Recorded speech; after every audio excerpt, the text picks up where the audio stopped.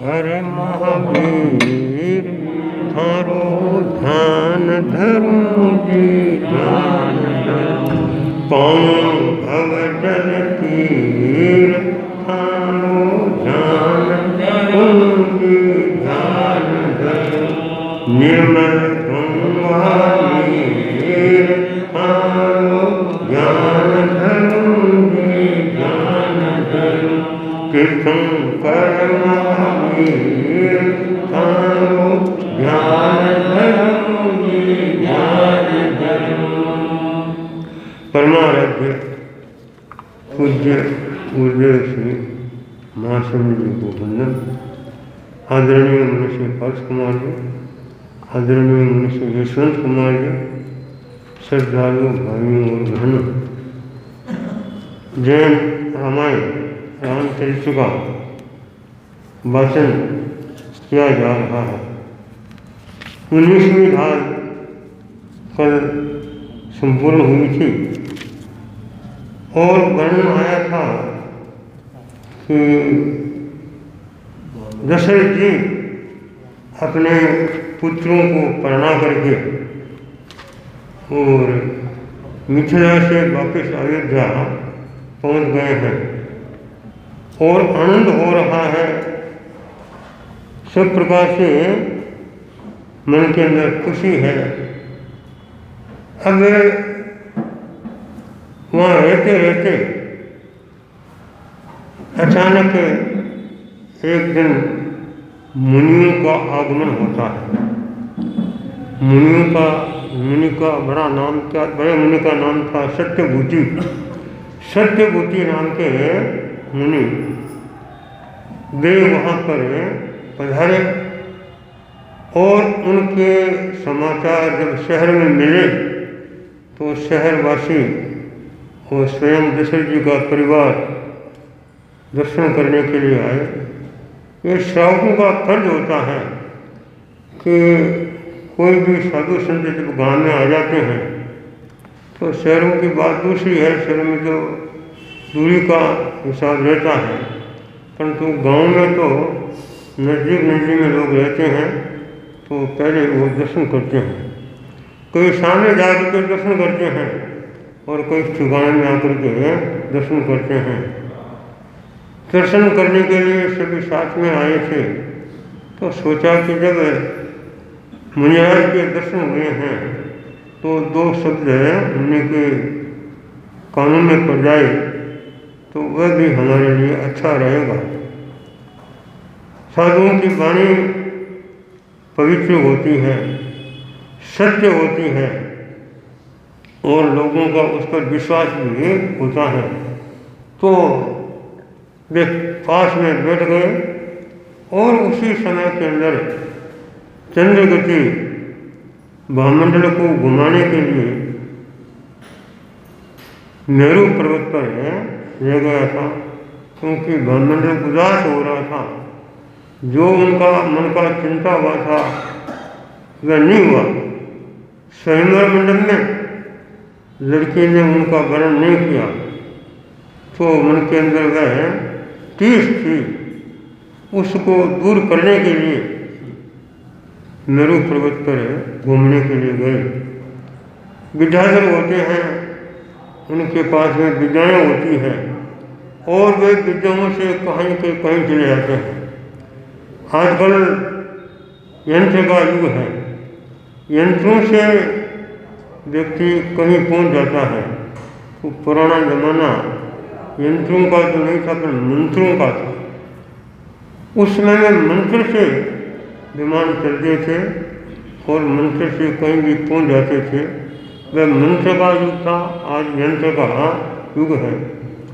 तो वापिस वे आ रहे थे तो रास्ते के अंदर उनका विमान आकाश में रुक गया और सोचा कि विमान क्यों रुका, तो नीचे देखे हैं तो संत विराज रहे हैं।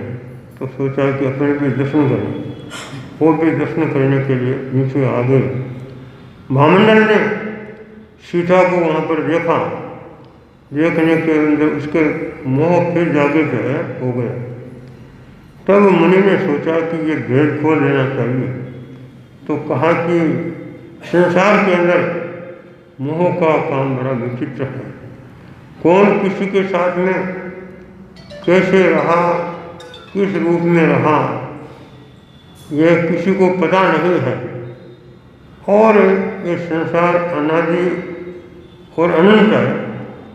अनंत तो आगे बीतेगा तब है, अनादि तो चली रही है। और इस अनादिकाल संसार के अंदर भ्रमण करते हुए जीव ने कितने कितने एक एक के साथ में संबंध बनाए हैं। एक जगह एक व्याख्यान में पद आता है कि कितने हमने जन्म लिए हैं, कितने ही संबंध किए हैं, सर खाए यदि धूल कणों से तो पाए अधिकारी, ये माया है दुखदायी। कि हमने कितने जन्म ले लिए संसार में और कितने संबंध एक दूसरे के साथ में बना लिए। अगर उनकी गिनती तो हो ही नहीं सकती है, ये तो असंख्यात है, अनंत है।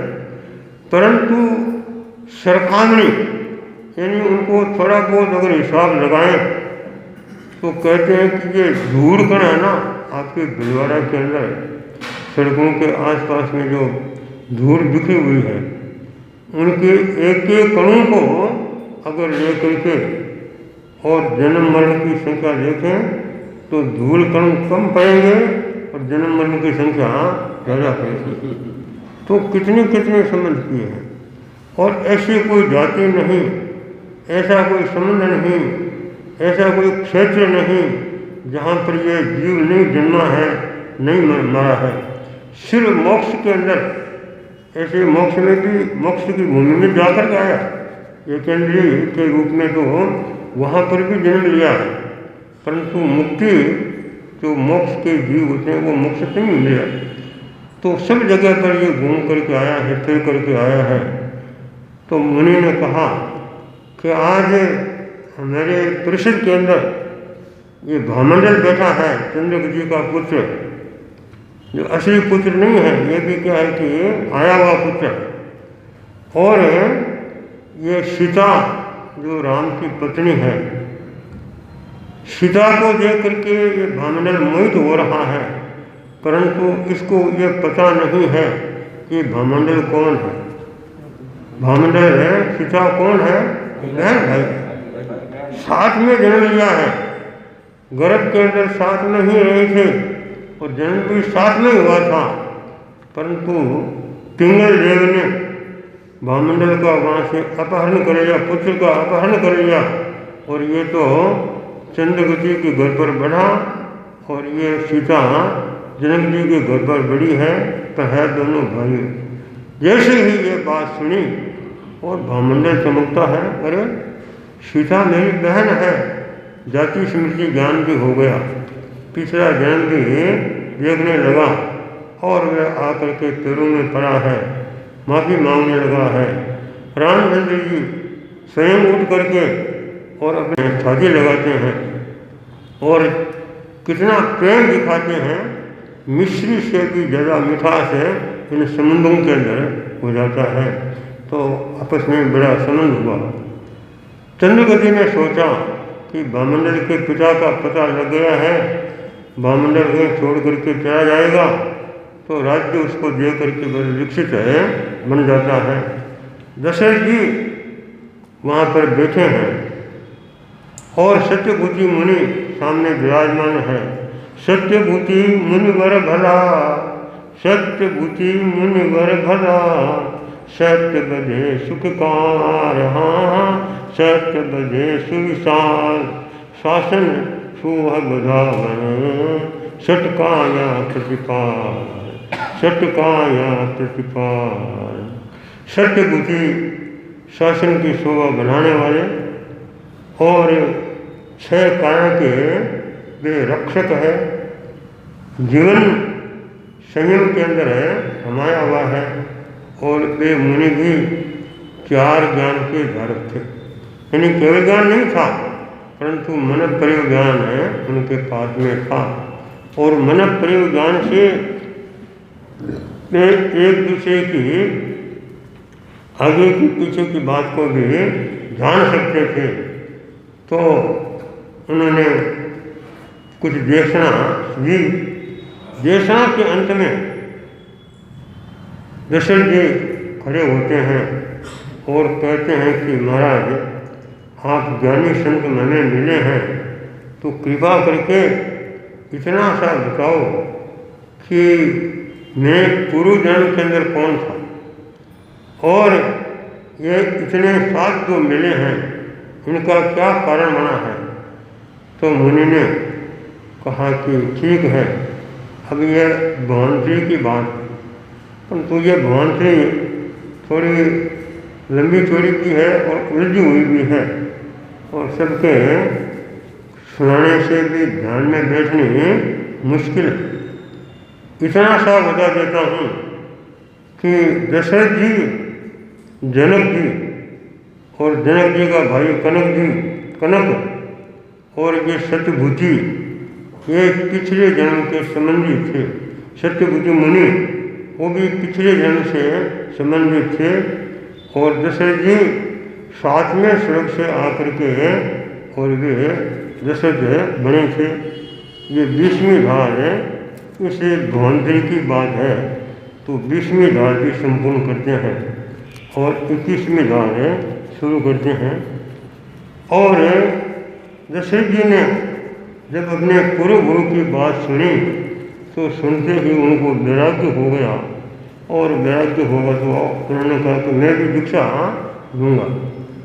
जब दशरथ जी दीक्षा लेने की बात करते हैं, क्योंकि अन्य रामायणों के अंदर वर्णन दूसरे ढंग से आता है, और वहाँ कहते हैं कि दशरथ जी पुत्रों के वियोग से झूर करके मरे थे, परंतु जैन रामायण के अंदर ये बात नहीं है।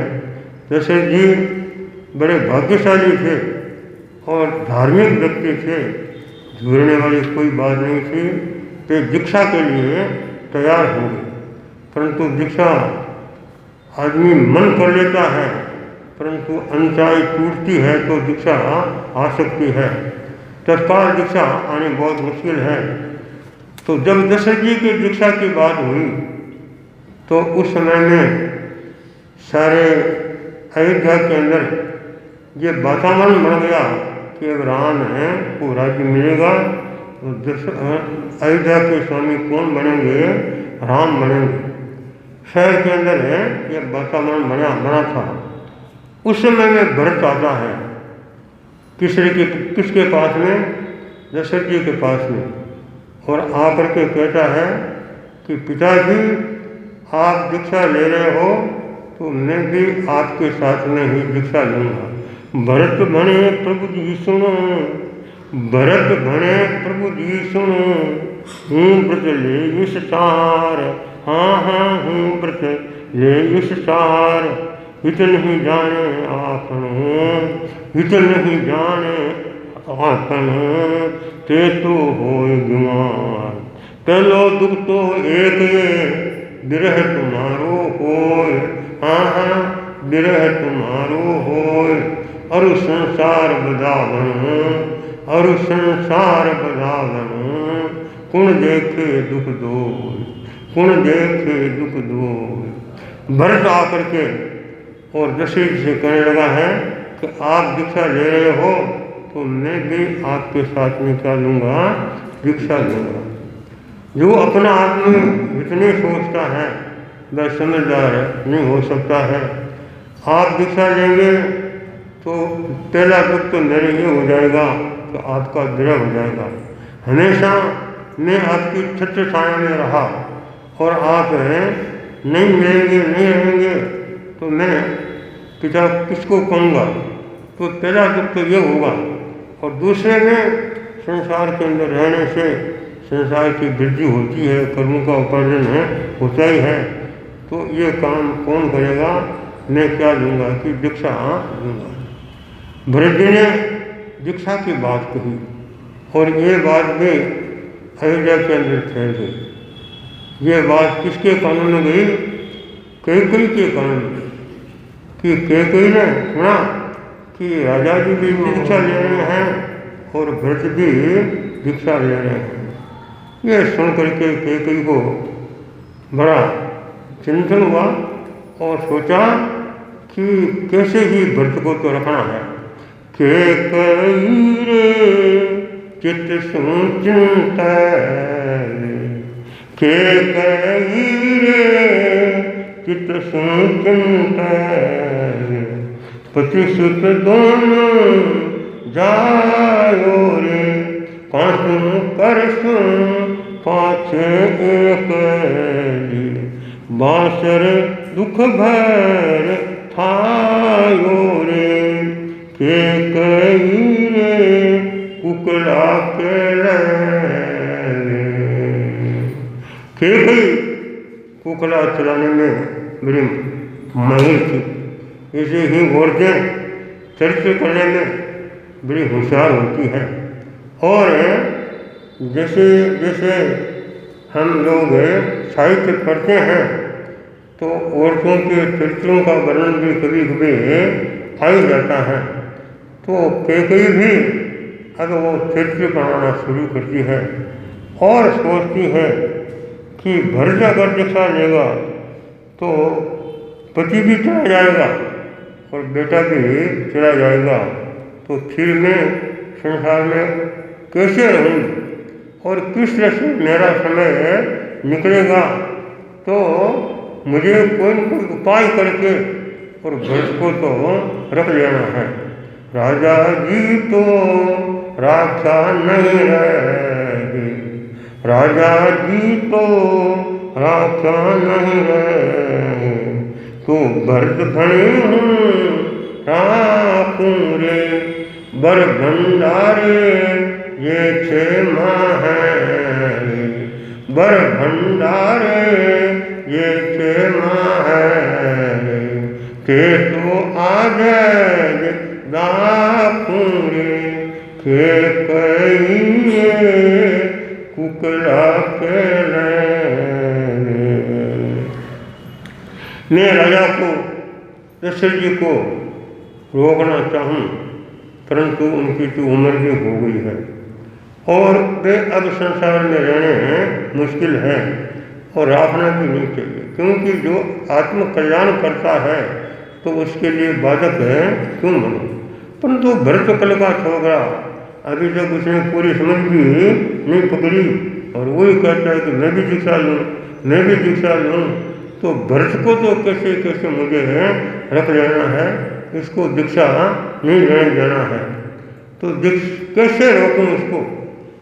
कैकेयी ने सोचना शुरू किया और सोचते सोचते ध्यान में आया कि राजा जी के पास में मेरा एक वर पड़ा है।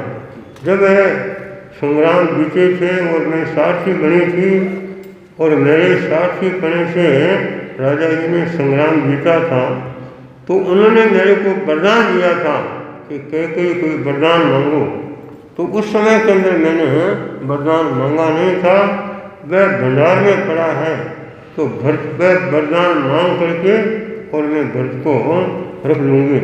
ऐसा मन के अंदर सोच करके और वो कहाँ आती है कि दशरथ जी के पास में आती है और आकर के कहती है कि प्रभु मेरी एक बात सुनो, आप दीक्षा ले रहे हो तो आपको राज देना है, तो अब मेरे को मेरा ये वर आपके भंडार में है, आपको जानना होगा, तो आप मेरे को वर आप दे दो। जब आप दीक्षा ले लोगे तो फिर वरदान देने के लिए कौन आएगा? तो ये माथे पर आपका ऋण रहेगा, मैं आपका ऋण उतारना चाहती हूँ और वह वर मेरे को आप दो। तब राजा ने कहा हाँ हाँ कैकेयी मेरे को अच्छी तरह से ध्यान है, मेरा वर तेरे पास में है और तुम जो भी मांगे तुम मांग ले। एक शर्त है कि मैं दीक्षा ले रहा हूँ उसको तो रोकना मत। वह तो मेरे को दीक्षा तो अच्छी तरह से लेने देना, बाकी जो तुम कुछ मांगोगे तुमको दे दूँगा। अब उस समय के अंदर कैकेयी ने क्या वर मांगा है और क्या बात बनी है और ये राज्य अयोध्या का जो राज्य कैसे उलझता है और उलझन के अंदर किस तरह से सबको एक बार की चिंता की स्थिति बन जाती है, तो ये बात है बड़ी रसीली है। तो भरत के लिए कैकेयी क्या वर मांगती है, राजा उनको क्या कहते हैं और फिर आगे की क्या बात आती है, उसका वर्णन आप आगे